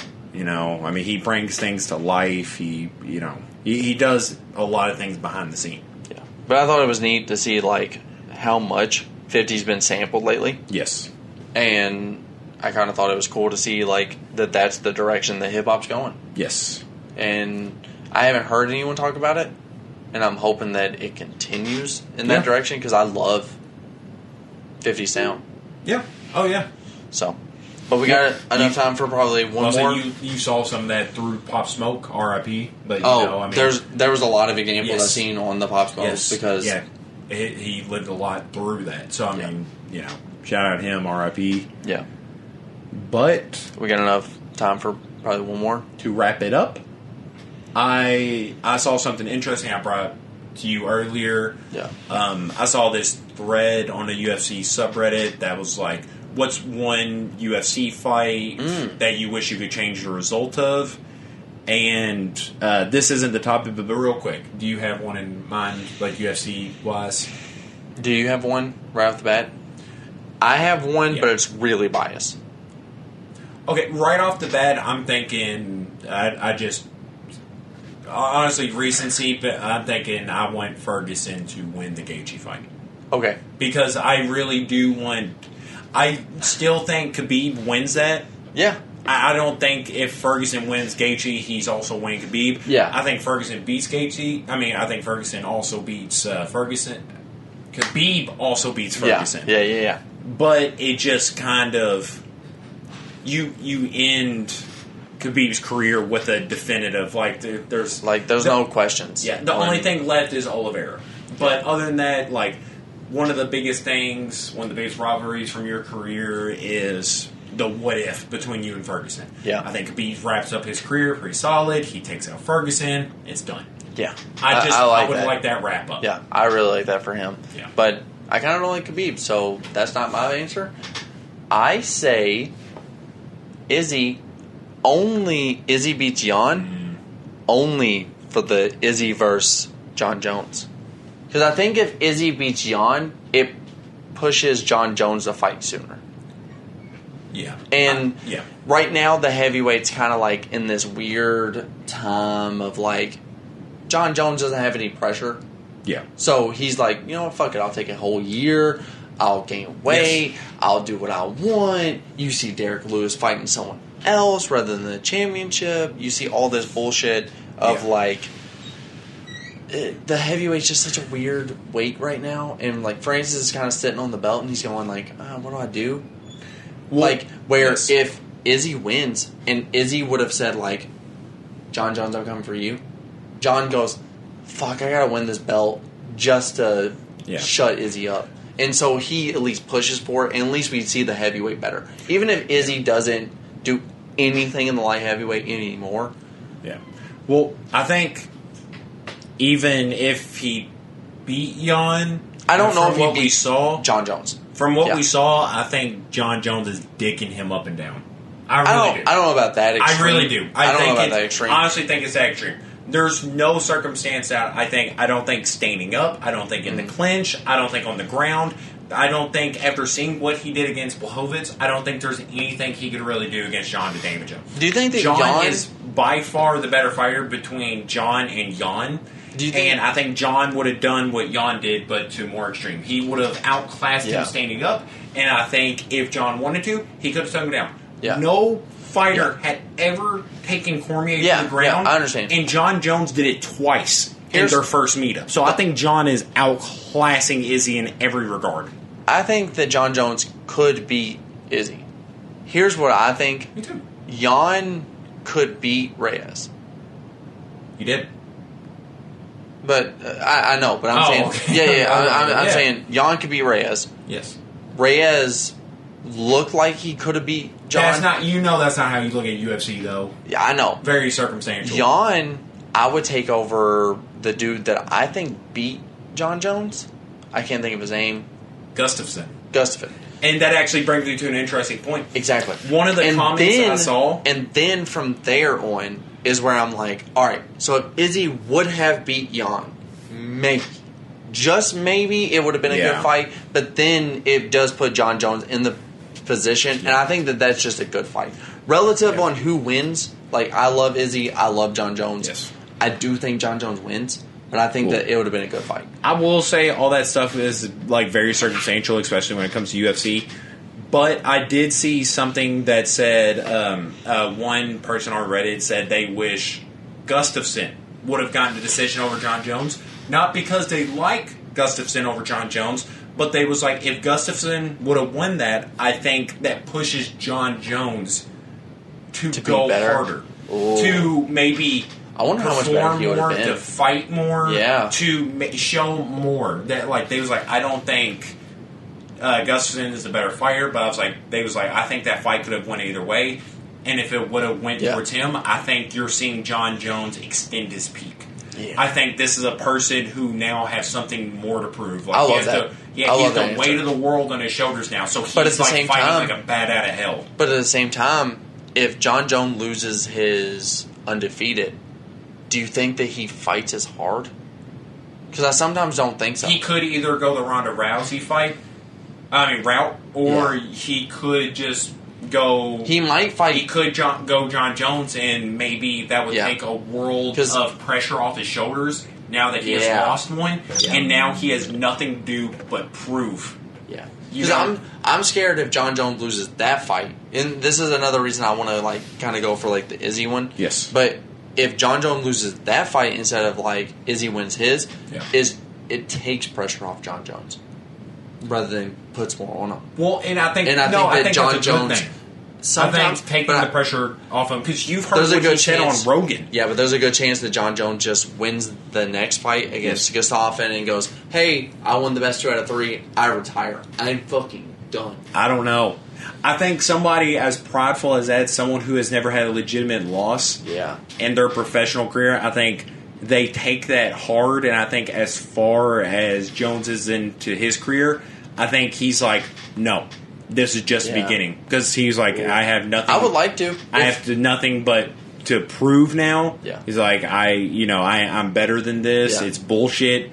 He'd be like, now since I have let a fight go the full rounds, I am never letting a judge decide another fight. It's done. If that was for sure how it would end, that's my vote. Well, I would say he has so much pressure put on by everybody else because he is considered the GOAT.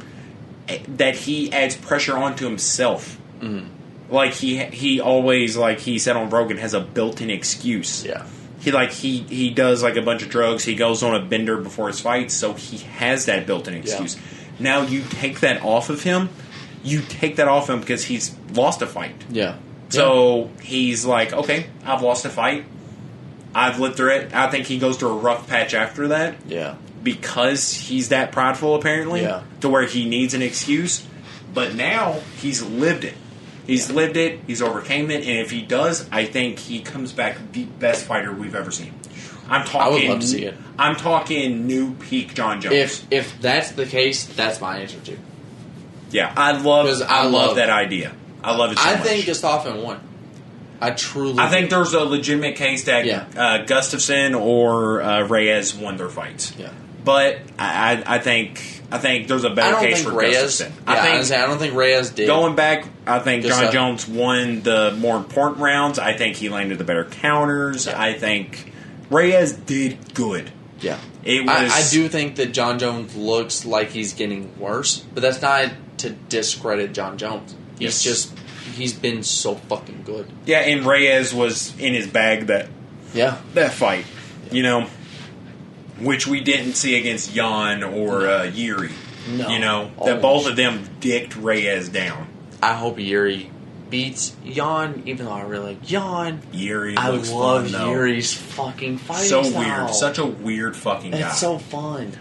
But, out of that, the more important question I was going to ask was, take that same question, but in sports. Not the UFC. Your answer can be UFC related. Yeah. But I'm talking... If anyone could have beat anyone. Well, if you could change the results of one anything. game. So whether that's a finals, whether that's an NBA game, you change the results.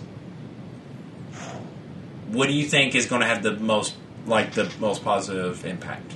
And I'm talking, you can even say Scottie Pippen wins. The finals where Scottie Pippen wins that year, or you can even say Jordan loses a finals. Because that means that Scottie Pippen, if you say Scottie Pippen wins, that means Scottie Pippen has 7. Yes. And Jordan has 6. And he would have demanded the trade or demanded that Pippen gets traded. Or LeBron wins Also. with the Cavs team. Oh my God. Yeah. If he wins with that Cavs team, I think honestly that bag. If he wins with the first or the 4th year with the Heat, either. Oh yeah, if he would have beat the Mavs the first year he was with. If he would have three-peated with the Heat, then a lot of people shut the fuck up. That's three-peat. So there's a lot of what ifs here. I personally, loving LeBron, because I want to keep this quick, I think that I take LeBron on the three-peat against the Spurs. Yeah. Not the Mavericks. Because I can make an excuse pretty easily that the first year a team gets together, they don't win the championship. It crumbles apart. Yeah, you just don't have it figured out. You don't win the fucking championship. That makes sense. But the 4th year against an 18-year-old, Kawhi. So What about KD? I don't like Thunder beating the Warriors that year. I don't like that team more. Yeah, but what do you think about that? What do you think? KD never joins the Warriors at that point. He probably doesn't. And then you look at LeBron winning more championships. He probably goes back to Cleveland. He wins probably like 2-3 straight again. There's a lot of what ifs, I think, especially in the realm of the NBA, because you're talking, what if Greg Oden never got injured? Oh. What if Brandon Roy never got injured? What if Tracy McGrady never aged like he did? What if Vince Carter never did? What if Penny Hardaway would have lived to his full potential? Yeah. There's a lot of what ifs. What if AI won the championship? What if Dwight Howard would have beat Kobe? Yeah, there's so many. Would Dwight Howard have kept going? In the NFL, you look What at if Chris Paul would have joined the Lakers? Here's a weird thing. In the NFL, you go, what if someone would have beat Tom Brady? Yeah, that's the whole history of it. Isn't that crazy? That's the whole history of it. You're just like, what if that? In the NBA, you go, what about these players who've never won a championship that are renowned for being the best player who's never won a championship? What if they win a championship? In the NFL, you go, what if someone beat Tom Brady? The NBA is probably the most renowned for so what crazy. if, because there's so much more free range there. Yeah. But what if Tyson never went to jail? Oh. There's a lot of what ifs. What if Tiger Woods never would have been caught cheating? What if OJ wouldn't have killed someone? I mean, dude. Yeah. What if Bo Jackson would have never got hurt? He's arguably the best athlete ever. There's Holy a lot of what ifs in shit. history, and that's why I think it's so much more interesting to take it out of the UFC and just be like in general. Yeah. To me, I think the biggest what if still needs to belong to like the NBA, because there's so many that one of them has to be bound to the NBA. But Mike Tyson's what if he never would have went to jail? It's a big one. Oh.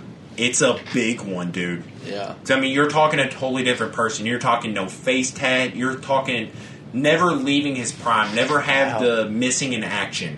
I'm thinking Bo Jackson never hurts his hip. You're thinking of like... That was going to happen. You're talking a dude that was too big for his hip.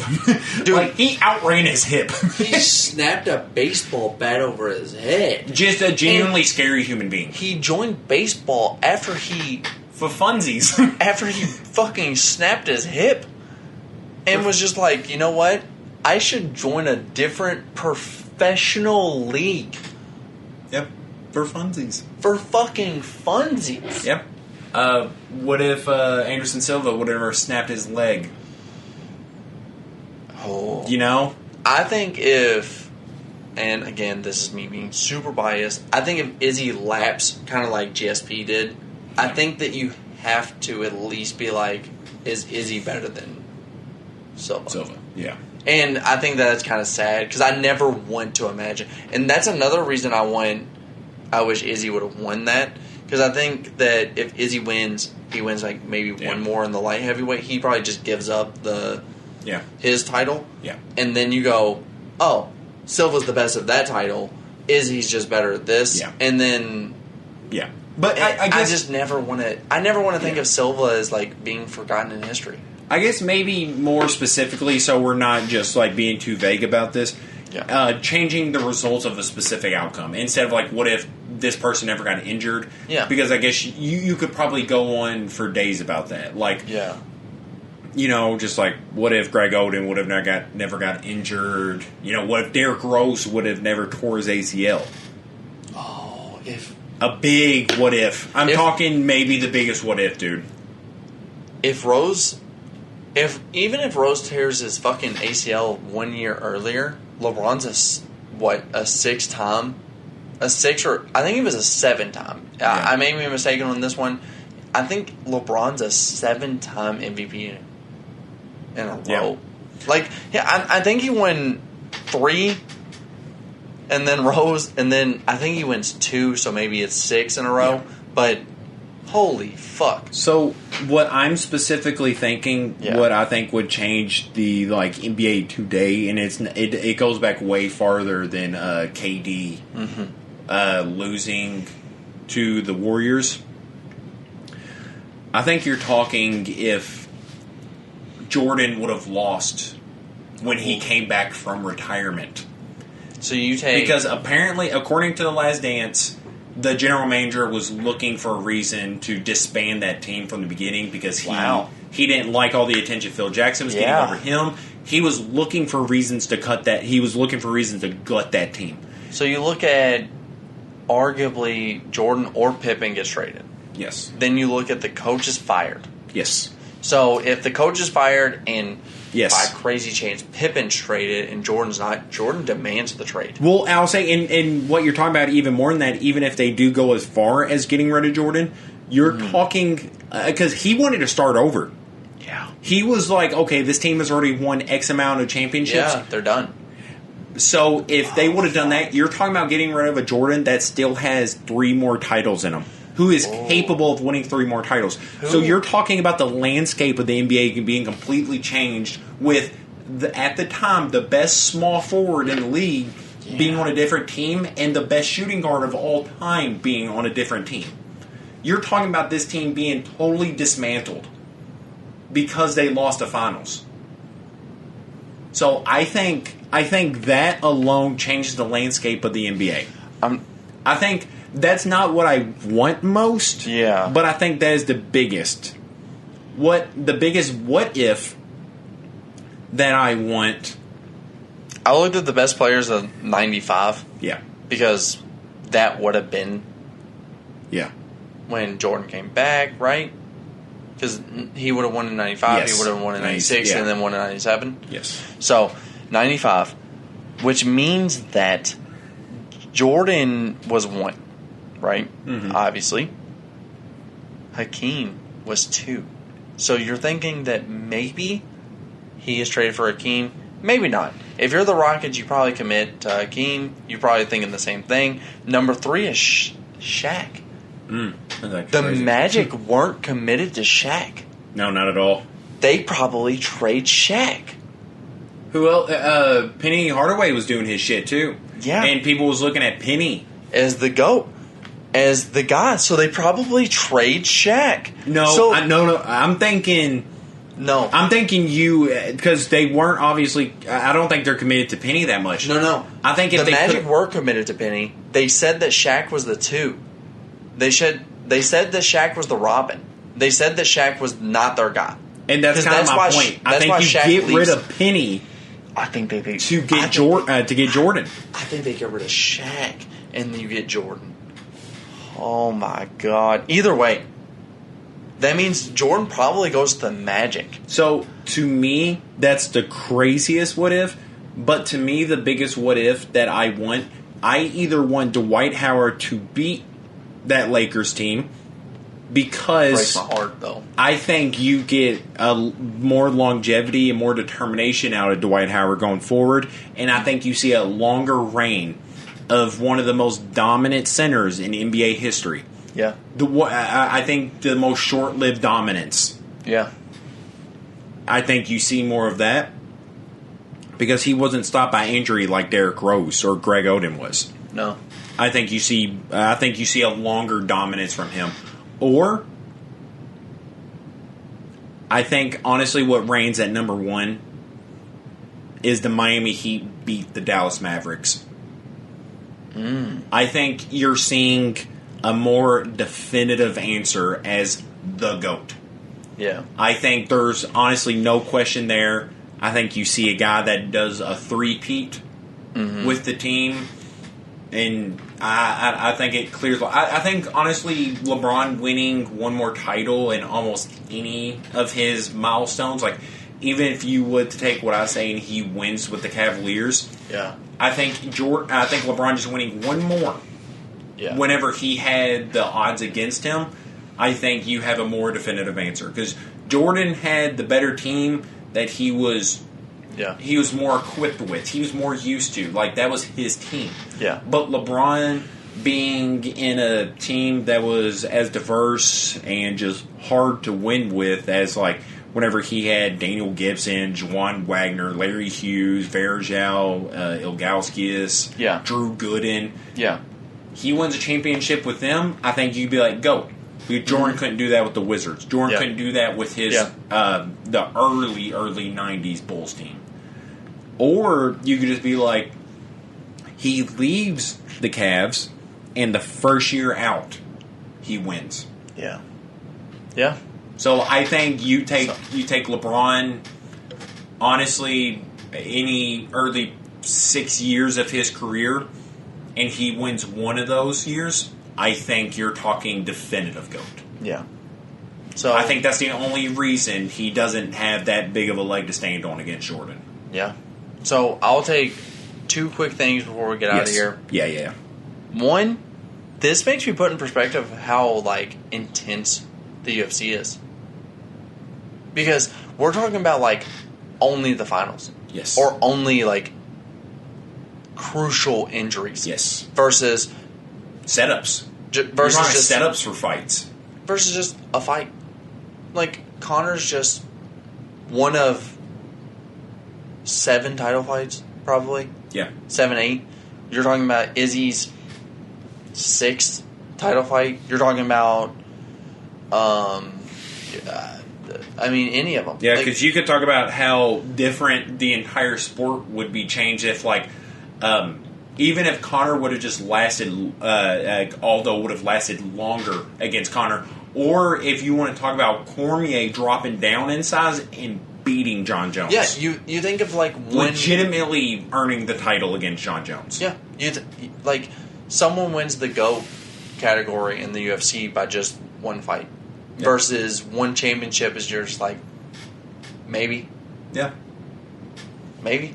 But so I wanted to kind of give credit to the UFC and like how well that they do just how important every match is. Yeah. No match is just a match. Every match is setting up something. Yes. But when it comes to the NBA, even if the regular season really doesn't matter. You just got to win more than other people for it to matter. Even if you want to go like most recent, if you go Conor wins the most recent fight, he's fighting for the championship, and then everyone in the world is like speculating like the craziest fight in the world. Yeah. Yeah. Like even and like Conor's way out of his prime. Like that's not crazy to say. Conor's out of his fucking prime. I think that could be another one if I could change the results. Conor beating Dustin just now. Yeah, just because it's so much more exciting. And I mean devastatingly. Yeah. And when I say devastatingly, I don't exactly like Jose Aldo. No, I hope it's not. Really? I hope it's T.J. Dillashaw. Yeah. Bad. Like I'm hoping okay. this is someone who just outclasses somebody for 4 to 5 rounds, just clearly showing they're the better fighter. I was hoping this is Conor showing that he can come back and not just maybe I'm so you sad can call it calling it a fluke if you knock someone out in the first 13 seconds. But I'm talking 4 to 5 rounds of you outclassing somebody. Yeah. You win on every judge's scorecard, and then in the 4th round you knock them out. Like, I'm talking every forefront, you just outclassing. You're the better fighter. Yeah. There's no argument. Nothing. No just debate. No excuses. No debate. It's over. The best 2 out of 3 is over. You came back stronger than ever. You came back better than ever. Yeah. Everybody shuts the fuck up. You're not just hype. Yeah. So another 2 quick things then, since that. Conor apparently does a lot of biking. Okay. Which is worse, like, cardio. Yeah. Like, because you have to do, like, 30 minutes to equivalent like 5 minutes of treadmill. Yes. So it's showing that like he's obviously like his ankles and stuff are weaker. Yeah. Which is sad. But also fair. I mean, Yeah. Which is just sad to see like you see someone who's in that state who you see like do biking and stuff. And you're like, that's so sad. I don't know. I think that's weird, and I would have never like pointed that out. Yeah. Like seeing someone bike and being like, oh, he's weaker. Like that's so crazy to me.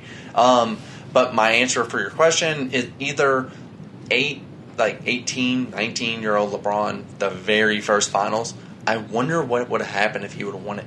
Yeah. I wonder if he would have just been like cocky, never cared, and then maybe never even won another championship. Yeah. Because he just won it. It's so young. There's so many what ifs. Yeah. Or if he would have been like, he would have been so fucking hungry. He's like, I need that every year, and then would have fucking chased it, and then been like the goat. Yeah. Or My second answer is, what if, and this is a really big what if the Atlanta Falcons don't blow the 26-13 lead or whatever the fuck it was. That's a crazy one. To Tom Brady. And I wonder if Tom Brady goes, you know what, I have to stay with the Patriots. Or if he goes, I'm so fucking hungry, I have to still win 7. Like he is now. Because now, like, winning these like, every championship Tom Brady wins, he's like, I gotta win another. Like, he's never satisfied. I wonder if losing one would make him just, like, this late in his career would just be like, I'm done. There's so many. I mean, dude, you're talking like, what if Kawhi would have never left the Raptors? Yeah. What if Kawhi would have never left the Spurs? Like, what if he could have just got along with Pop? What if the 04 Pistons went back-to-back? Oh, shit. I would have loved to see AI win a ring. Yes. I would have loved to see James Harden and Westbrook win a ring with KD. What if Jordan never made what if Jordan shot? What if Jordan loses his first ring? What if he goes 0-1? There's a lot. Like, what if he would have missed the shot against the Jazz? If Jordan goes 0-1, I wonder if he just goes 0-3, or if he goes 8-1. Like, I wonder if he just goes fucking crazy, just fucking through the. What if the Blazers would have drafted Jordan over Clyde? Yeah, I mean, there's so many what if. The NBA has a lot more what ifs. Oh yeah. What if the Kings would have beat the Lakers? Yeah. What if the refs were allowed to ref? And Dude, there's so many. I mean, I would. Okay, so we'll start wrapping this up because I honestly want to hear what some of your biggest what ifs are. Mm-hmm. You know, if you are listening to this, I mean, because there's obviously some that we're missing. You know, I mean, there's just bound to be some. Yeah. Like, what if Jason Williams was black? You know, like there's so many. What if he wasn't white? What if Luka was black? You know, what if Trae Young doesn't get traded to the Hawks? Yep. And what if Luka stays in the Hawks? Yeah. What if Chris Paul would have went to the Lakers? Luka is undefeated in the Olympics. Yeah. Yeah. Okay. Yeah. So, like, there's so many what ifs in sports history that we're missing out on. What if Floyd Mayweather would have fought Pacquiao in his prime? What if Floyd would have lost? There's so many, dude. There's so many. Yeah. So, you know, we're interested to hear from you guys always, not just in our bracket segment, but, you know, just so if you let us know. Yeah, if you have any, like, what ifs in sports, I mean, there's fucking what ifs in music. There's what ifs in movies. Like, what if R. Kelly just wasn't a shitty person? What if Michael Jackson never been accused of being a pedophile? Yeah. How different would music be? How different would their careers be? What if Kanye's mom was still alive? Yeah. There's so many what ifs in history. Yeah. Of you know, every topic we talk about. So, you know, please, if you got any. What if JFK wasn't assassinated? There's so fucking many what ifs. So, all right. History is nothing but what ifs. Yeah. Biggest what if in sports. Yeah, we'll narrow it down. Narrow please, it down. Not what if Bill Clinton never got hit, but, you know, just what if in sports. Just let us know. You know, we'll probably eventually cover the biggest what ifs in music because there's a lot in that regard too. But and then don't forget. Like, subscribe, rate, review, comment, click the bell notifications, all that shit. You know, go tune in to Coach Cam with the hits. Yeah. We appreciate everything. Yeah, go follow us on our socials. Message us if you want some fucking stickers. I'm about to be sending some more stickers out to people. So you know, we're accessible. We're pretty fucking accessible. You know, we appreciate it all. Yeah. Thanks for jamming. Yeah. Thank you. Peace.